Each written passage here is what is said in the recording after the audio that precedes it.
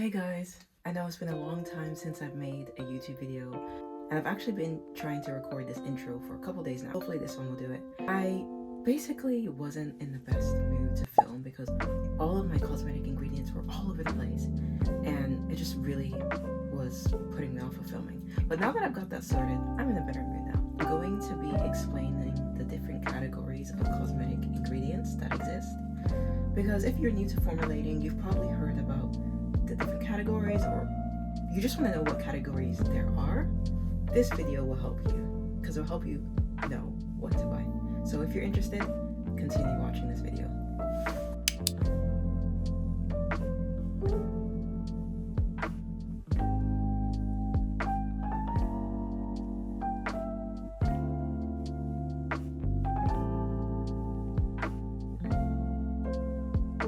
The first category I'm starting out with are foundation ingredients. Foundation ingredients are things like butters, carrier oils, and distilled water. So for example, if you're making a body butter, the majority of the ingredient in that body butter is going to be a butter like, let's say, mango butter like I have here. Other butters include like cocoa butter, shea butter, kokum butter, etc. You get the gist. Say now you are making a body oil or even an oil-based serum. You're going to be using carrier oils. That's going to make up the bulk of your product. So something like apricot kernel oil. Guys, I'll be honest, I'm trying to hide my nails because they're really bad. But yeah, apricot kernel oil like I have here, that will be the backbone and majority of your product. Making a cream, for example, a lot of the ingredients that it will consist of is actually distilled water, and sometimes water is known as a filler ingredient in creams and water-based product, but it is what it is. Distilled water, carrier oils, butters like mango butter. These are your foundation ingredients because they make up the bulk of your product, hence why they're called foundation. Some people would consider waxes as a foundation ingredient because it does form a backbone to a product, but for me personally, if I'm making a lip balm, I'm not going to make wax a higher percentage than my other ingredients like the shea butter. So I guess to each their own. But yes, you can also include wax. Like here I've got candida wax. This is a vegan wax, by the way. Other waxes include, you know, beeswax. There's something called vegan wax, carnauba wax. I cannot pronounce it. Oh, I'll put the right spelling up here. But yeah, that's another foundation ingredient. Next up, guys, we have our functional ingredients. Functional ingredients are what it says, so it provides a function. So for example, if you are making a body scrub, you could use something like jojoba seeds as an exfoliant, and the jojoba seeds provide the function to like scrub your skin. On the other hand, you have things like propendol.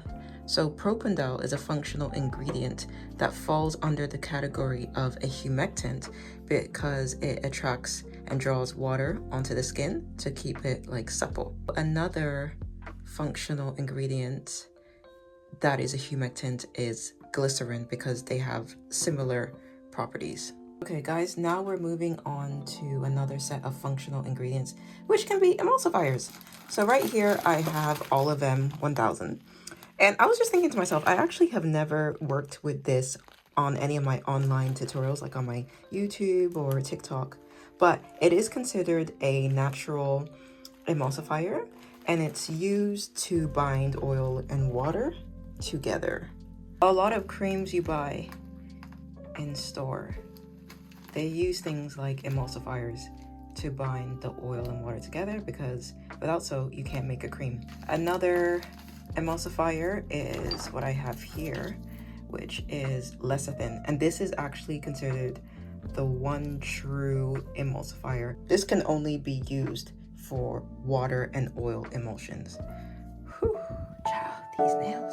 Okay, so let me see if I can open this and show you guys how it looks. You can see it's like a dark liquid.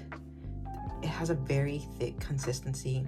I haven't used this like in ages. I should probably throw it out, but I guess if I'm gonna do some testing of some products, I'll just keep this. This is not anything I'll ever use and sell, by the way. So just to recap, we have 2 more functional ingredients, all of M1000 and the soy lecithin. And the reason why they are functional ingredients is because without them, you wouldn't be able to combine oil and water together in the case of olive M1000 to make creams, and you wouldn't be able to combine water and oil together in the case of lecithin to make butters.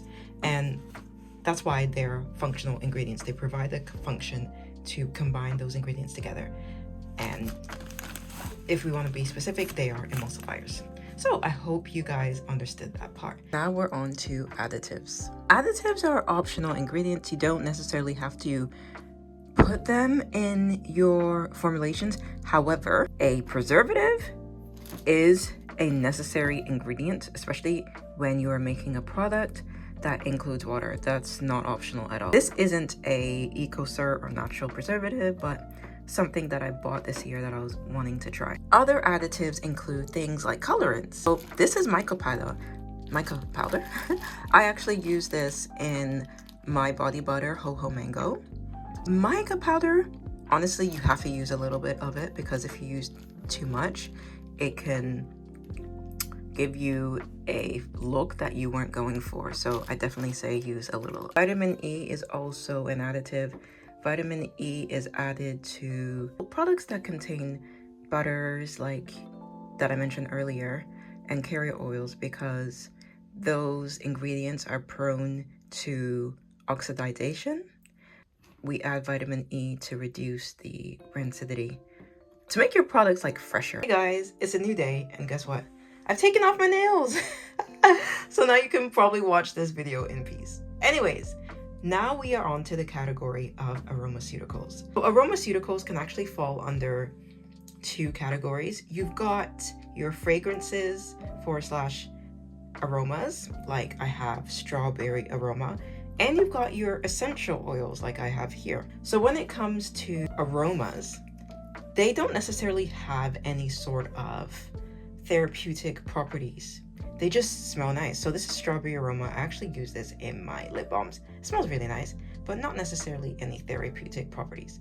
When it comes to essential oils, they are laced with therapeutic properties, healing properties, a lot of that good stuff. So for example, I've got citronella, and citronella is known to like reduce anxiety, help with mental health well-being. This is not actually related to skincare, but it's actually an insect repellent. So that's an interesting fact. Now, Lang Lang essential oil, again, it kind of has similar properties. It is helpful in reducing anxiety, helps you sleep, helps aid mental well-being, things like that. Also, guys, it's really important to note, especially when it comes to essential oils, you do not want to be using this directly on the skin. It needs to be mixed with a carrier oil or a butter. So the reason why you shouldn't use essential oils and fragrances actually directly on the skin is because they're actually very potent, and that's why the dermal limit exists. So like, they're potent and they can cause things like sensitization, irritation. You can have a lot of bad reactions to essential oils, which is why they have dermal limits, and which is why if you are going to use them, you should not use them directly on the skin. Hey guys, would you believe me if I said it's literally been like over a month since I picked up my camera again and started recording? Literally, life has been lifing. I've got a cold. I'm just trying to push through. Anyways, we're on to like the second last ingredients, and that is active botanicals. So things like this. So active botanicals are basically plant-based materials that you add into your skincare formulations for their therapeutic properties.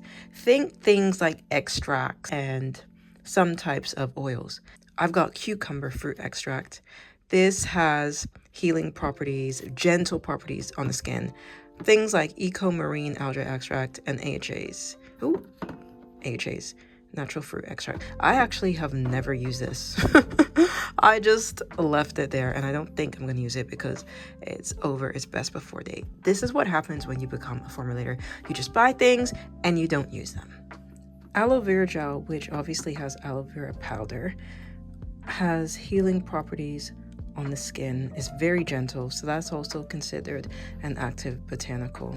Another thing that I just wanted you to know about active botanicals is, especially when it comes to water-based botanicals like rose geranium, hydrosol, or any sort of hydrosol for that matter, and cucumber fruit extract, is don't think you're getting pure and unadulterated extracts.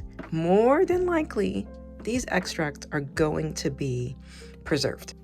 This rose geranium hydrosol. This is another ingredient that I bought, plain to use, has never been open, and it's past before its best before date. It's just what happens when you become a formulator. You just buy stuff and you don't use it. Anyways, when we look at its ingredients, it's got aqua, sodium benzoate, potassium sorbate, this that I can't pronounce, and citric acid. That goes to show the sodium benzoate and the potassium sorbate and possibly the aqua, they are all form of a preservative. Sorry guys, I've got a cold. The citric acid more than likely is a pH adjuster. And then you've got the rose geranium, which is like what, the fourth ingredient. So yeah, that goes to show guys that your hydrosols are going to be coming preserved.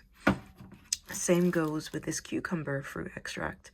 And something I wanted you guys to know, especially if you are US based, suppliers or companies, they don't tend to be really detailed with their ingredients, unfortunately. For example, if we look at the Inky, this says glycerin, water, and then obviously the cucumber fruit extract. But when I spoke to the supplier online and even on the website, I believe, it shows that this product, this cucumber fruit extract, is actually preserved with a preservative. I can't remember the name of preservative at the moment, but yeah, I was surprised to see that this wasn't listed on the actual container. So yeah, guys, please just know that when you're buying things like extracts and hydrosols and things like that, which all come under the umbrella of active botanicals, especially when it comes to water, repeating myself, this will more than likely come preserved. Last but not least, the last ingredient category we have are aesthetics. Aesthetics are basically added to ingredients for that plain reason of making it look pretty. So here I have rose petals. Earlier on my TikTok, I made these heart-shaped lotion bars and I added the rose petals onto them. And they looked really pretty. A lot of people thought it was like white chocolate with berries. It just looked very aesthetically pleasing.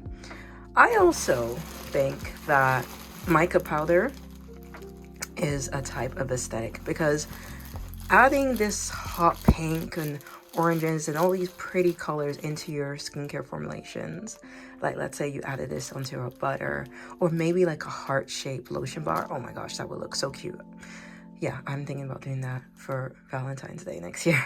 Just make your product look prettier. They don't necessarily serve any sort of therapeutic or beneficial property. They're just there to make your product look pretty. If you have any other ideas of what aesthetics are out there in skincare formulation, please let me know. So yeah, guys, we've come to the end of this video. I hope you enjoyed it. And if you haven't already done so, please subscribe. Bye. See you in the next one.